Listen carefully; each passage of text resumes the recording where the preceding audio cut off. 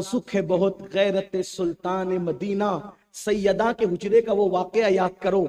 और अब आओ, दाढ़ी मुंडाते रहे और मर गए, नमाज छोड़ते रहे, मर गए, जिना के अड्डों पे जाते रहे, मर गए, सूद के लुक़्मे खाते रहे, मर गए, अल्लाह की नाफरमानी करते रहे, मर गए, झूठी बातें करते रहे, मर गए, झूठी कस्में खाते रहे, मर गए, सारे जराइम करके मरे। और फिर हुआ क्या? एक ही सहारा था कि जब कोई साथ नहीं आएगा, कोई मददगार नहीं होगा, कोई इमदाद करने वाला नहीं होगा, एक ही साथ होगी, एक साथ। कब्र की मनो मिट्टी के नीचे बाप, भाई, चचा, भतीजे, मामू, भांजे सब जब मनो मिट्टी के नीचे दफना करके जाने वाले जाते हैं तो होता क्या है? ये होता है कि मुर्दा हसरत से जाने वालों को देखता है। यही हाल तुम्हारा भी होगा, यही मेरा भी होगा। न किसी के बच्चे कब्र के अंदर गए, ना मेरे आपके बच्चे आएंगे। न किसी का बाप कब्र के अंदर गया, ना मेरा आपका बाप कब्र में आएगा। कोई नहीं आता है कब्र में। इमाम कहते हैं, हाय गाफिल, वो क्या जगह है जहां 5 जाते हैं, 4 फिरते हैं, कोई दोस्त, कोई यार, कोई मददगार कोई नहीं है। सुनियो, गफलत की जिंदगी गुजारने वालों, लॉकडाउन के अंदर वक्त मिलने के बाद भी लोग कह रहे हैं लॉकडाउन में बहुत टाइम मिला, किया क्या? सारी जिंदगी जितनी फिल्में नहीं देखी थी उतनी 4-6 महीने में देख डाली। ये सूरत हाल है हमारी कौम की। अगर मस्जिदें बंद हो गई तो घरों में गिड़गिड़ाया नहीं, बल्कि लोगों ने जुमा तक नहीं पढ़ा। लोगों ने क्या नहीं किया? मुशरिकों के सिनेमा देखते रहे, मुशरिकों के सीरियल देखते रहे। का उनके मजहब की भी तो मालूमात होनी चाहिए, इसलिए उनकी कहानियां देख रहे थे। अरे तेरे मजहब की कितनी तुझे मालूमात है ये तो बता। जिस कौम को रसूलुल्लाह के माँ बाप का नाम नहीं पता, उस कौम के नौजवानों को आशिक रसूल कहलाने का हक क्या है? जो सीरियल के अदाकारों के नाम तो याद रखे, लेकिन रसूलुल्लाह की बेटियां कितनी हैं ये उनको खबर ना हो, उस कौम को आशिक रसूल कहलाने का हक क्या है? जो कौम जुमा तक छोड़ दे 4-4 महीने तक, उस कौम का क्या हाल होगा, क्या हश्र होगा? लोग कहते हैं तूफान है। क्यों तूफान है? कुरान कहता है, वमा असाबकुम मिन मुसीबतिन फबिमा कसबत अयदीकुम वमा असाबकुम मिन मुसीबतिन फबिमा कसबत अयदीकुम, कि तुम पर जो भी मुसीबत आती है वो तुम्हारे बुरे अमाल की वजह से है, तुम्हारे करतूत की वजह से है। और सुन लो, मेरा अल्लाह कुरान में फरमाता है, इन्ना बत्शा रब्बिका लशदीद, तेरे रब की पकड़ बड़ी सख्त है। ऐश कदे सजाने वालों, आराम कदे सजाने वालों, अपनी आराम की जिंदगी के लिए नमाजों को तर्क करने वालों, 500 रुपए के गुम जाने पर रोने वालों, और फजर की नमाज कज़ा होने पर जरा भी एहसास निदामत ना हो। सोचो तो सही, एक दिन वो आने वाला है, अंधेरा घर, अकेली जान, कम घुटना दिल उकताता, खुदा को याद कर प्यारे, वो साथ आने वाली है। मेरी बहनों से भी मेरी गुजारिश है, जब मौत आएगी ना, कोई काम नहीं आएगा, सब मनो मिट्टी के नीचे दबा करके जा रहे होंगे। उस वक्त मुर्दा हसरत से कहे, सब जा रहे हो? भाई, भतीजे, भांजे, बेटे सब जा रहे, सब चले गए। तसव्वुरात की दुनिया में सोचो, हाय कैसी बेकसी है, हाय कैसी बेबसी है। अंधेरा इतना कि एक हाथ को दूसरा हाथ सुझाई नहीं देता। अगर 10 बाय 10 के कमरे में पंखा बंद हो जाए तो गर्मी का हाल क्या हो, है? और वो कब्र जहां करवट बदलने की भी जगह नहीं है, वहां कोई बिस्तरा नहीं, ऊपर मिट्टी, नीचे मिट्टी, दाएं मिट्टी, बाएं मिट्टी, मिट्टी ही मिट्टी। यहां पर कपड़े पर थोड़ा सा दाग लगे तो हम बेचैन हो जाते हैं, वहां तो सब मिट्टी है। नसब का गुरूर, डिग्रियों का गुरूर, इल्म का गुरूर, खूबसूरती का गुरूर, दौलत का गुरूर, कब्र में जाकर सब मिट जाएगा। बादशाहों की कब्रों के निशान तक मिट गए, लोगों के महल्ला खंडरात में तब्दील हो गए। कौन क्या ले गया जो हम ले जाएंगे? डिग्रियां यही रहेगी, खूबसूरत चेहरों को कब्र के कीड़े खाएंगे। आंखें बहकर पानी बन के बहेगी, बाल झड़ जाएंगे, पेट फट जाएगा। मुर्दे कहते हैं कि पेट की बदबू इतनी है कि अगर कोई अजाब और भी ना दिया जाए, सिर्फ पेट की बदबू हम पे मुसल्लत की जाए, वही हमारे लिए सबसे बड़ा अजाब है। सब भूल बैठे, सब भूल बैठे, सब भूल बैठे। कुरान कहता है सब भूलने वाले, ला तंस नसीबका मिनद दुनिया, अपने नसीब का मत भूल। दुनिया से तू क्या ले जाएगा सिवाय कफन के? कफन के सिवा तू कुछ नहीं ले जाने वाला है, तेरे साथ जाना क्या है? लेकिन जब सब छोड़ के चले गए, सब छोड़ के चले गए, तो आदमी का क्या करेगा? अब्बा आप भी गए, भाई आप भी गए, चचा आप भी गए, तो ऐसे में गोया के कोई तसल्ली दे रहा होगा, सब चले गए ना, गम न कर, भाई गया जाने दे, बाप गया जाने दे, भतीजा गया जाने दे, दोस्त गए जाने दे, अहबाब गए, सब चले गए। अभी एक ऐसी हस्ती तेरे पास आने वाली है जिसके आने से हाल ये होता है, गम सभी राहतो तस्कीन में ढल जाते हैं। जब करम होता है हालात बदल जाते हैं। जब वो आते हैं कब्र में तो हाल ये होता है, कब्र में लहराएंगे ता हश्र चश्मे नूर के, जलवा फरमा होगी जब तलअत रसूलुल्लाह की। घबरा मत, खौफ मत खा, वो थपकियां देने के लिए अभी आता है, जिससे तूने निस्बतें जोड़ी थी वो आता है।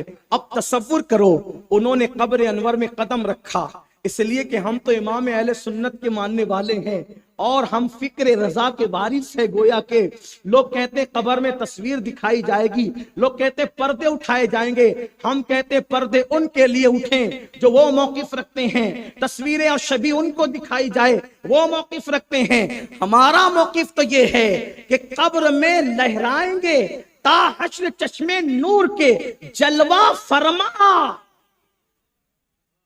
शबी की बात नहीं है, पर्दे उठने की बात नहीं, जलवा फरमा। और जलवा फरमाई का मतलब क्या होता है, ये मापोली वालों को बताना पड़ेगा। ये मुशायरे की और उर्दू की जमीन है, भिवंडी से करीब होने की वजह से 360 मुशायरे तो तुम्हारे यहां रोज होते होंगे। अगरचे लॉकडाउन की वजह से कम हो गए, लेकिन हमारे मालेगांव के शोरा कहते हैं कि मालेगांव के बाद सबसे ज्यादा मुशायरे भिवंडी में होते हैं, और कभी कभी शायद वो लोग आगे भी बढ़ जाते हैं। रोजाना करते हो आप मुशायरे, शेर शायरी से आपको शगफ है। मेरे इमाम कहते हैं जलवा फरमा। और जलवा फरमाई किसको कहते हैं समझो, कारी साहब जलवा फरमा है, तस्वीर रखिए।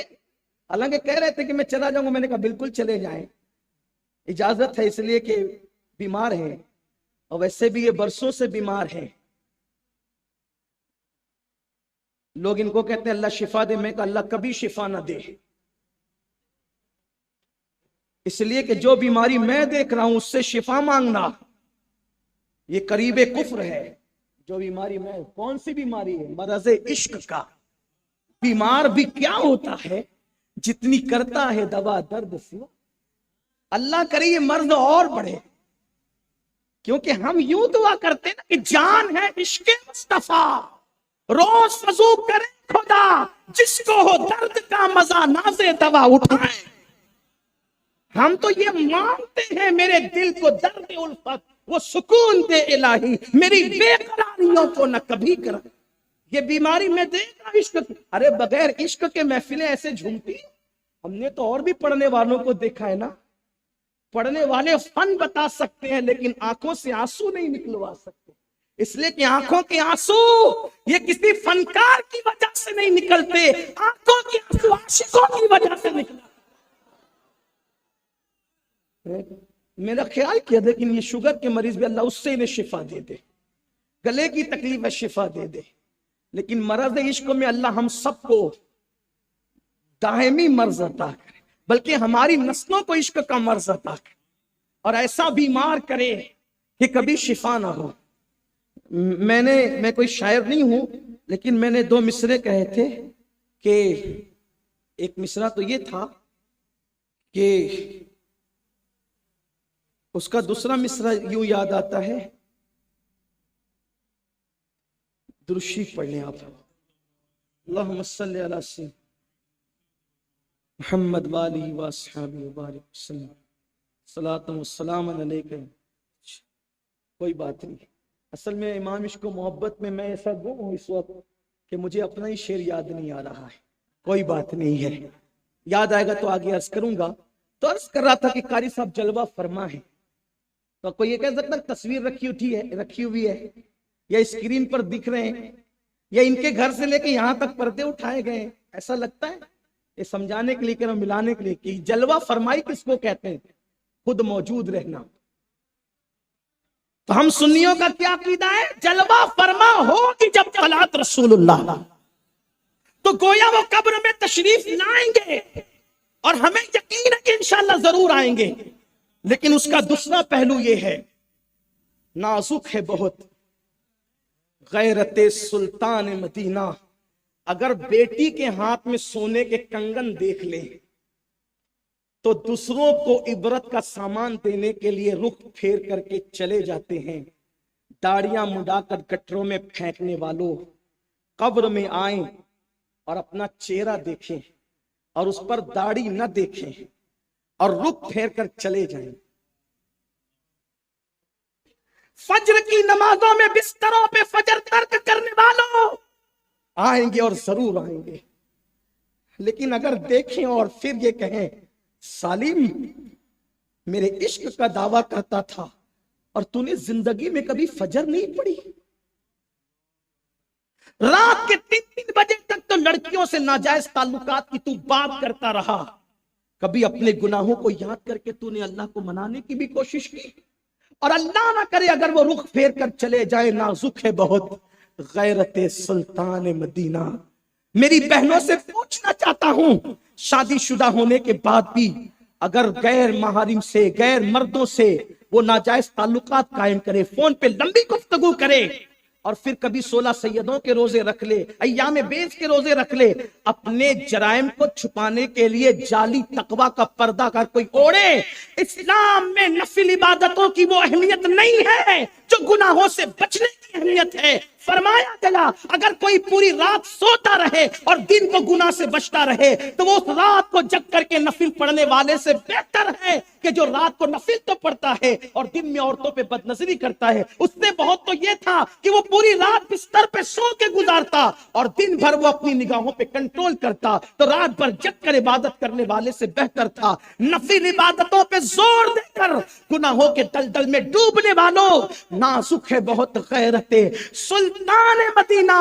अल्लाह के लिए अपनी खैर मनाओ। अगर ये सोचते हो कि हम कुछ भी करेंगे बख्श दिए जाएंगे, कुछ भी करेंगे बख्श दिए जाएंगे, मैं अपनी बहनों से पूछता हूं, सीरियलों में शिर्क के मनाजिर देखने वालियों, नाजायज ताल्लुकात को फरोग देने वाली बहनों तक काश कोई मेरी आवाज पहुंचा दे, या गैरों के साथ भागने वाली, उनके हाथों में हाथ दे करके कौम के सर को नीचा करने वाली किसी बेटी को कोई बताए मेरी बहन, जो कौम अल्लाह रसूल के साथ वफा न करे वो तेरे साथ कैसे वफा करेगी? और तेरे वजूद के हुस्न की रानाइयों को निचोड़ करके वो हमेशा के लिए तुझे ऐसे छोड़ देगी जैसे कि कोई भौरा फूलों को चूस करके फिर उस तरफ रुख भी नहीं करता। लेकिन अफसोस, लोगों को अपना ख्याल नहीं, लोगों को अपनी आखिरत का ख्याल नहीं। थोड़ी देर के लिए तसव्वुर करे अल्लाह किसी दुश्मन पर भी वो वक्त न लाए कि कब्र में वो बेकसी और बेबसी के आलम में पड़ा हुआ हो और ऐसे में उसकी किसी गलती से नाराज होकर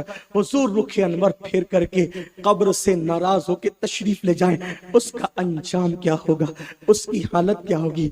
यही तो वजह थी कि जिसको मेरे नबी ने जन्नत की बशारत दी थी जिन लोगों को, वो भी रोते थे कि हुजूर नाराज ना हो जाए। लिखा गया मौलाए कायनात की सीरत तैयबा में रात के आखिरी हिस्से में अली ये मुर्तजा अपनी दाढ़ी को पकड़कर ऐसे रोते थे जैसे किसी को सांप डसता है तो वो कैसे तड़प तड़प कर रोता है, बिलबिला के रोता है। मौलाए कायनात अल्लाह के खौफ से दाढ़ी को पकड़ के ऐसे रोते थे। गुनाह करके कहे लगा के गुनाह करने वालों, क्या ये बात तुम तक नहीं पहुंची कि जो हंस हंस के गुनाह करेंगे उनको रुला रुला कर जहन्नम में डाला जाएगा? अगर जन्नत अपने बाप की जागीर समझते हो तो कशफुल माजूब से दाता साहब के एक इक्तिबास को अपने अल्फाज के जामे में पढ़ के बात मुकम्मल कर दूं। सैयदना इमाम जाफर सादिक जब भी लोगों से मुसाफा करते थे, मुलाकात करते थे, तो लोगों को कहते थे मुझसे वादा करो कि अगर तुम्हारी मगफिरत हो गई तो अल्लाह की बारगाह में मेरी सिफारिश करना कि मेरी मगफिरत कर दे, और अगर मेरी मगफिरत हो गई तो मैं तुम्हारी सिफारिश करूंगा। इमाम जाफर सादिक कौन से सैयद है पता है? इमाम हुसैन के सगे पर पोते हैं। और कितनी बड़ी हस्ती है पता है?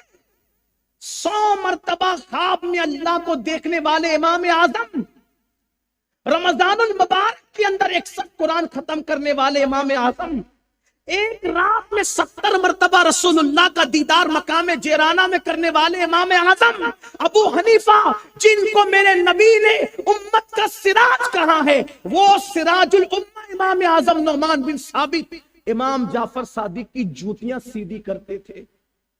जब जूती सीधी करने वाला इतना बड़ा है तो जिसकी जूतियां सीधी की जा रही वो जाफर सादिक कितने बड़े होंगे।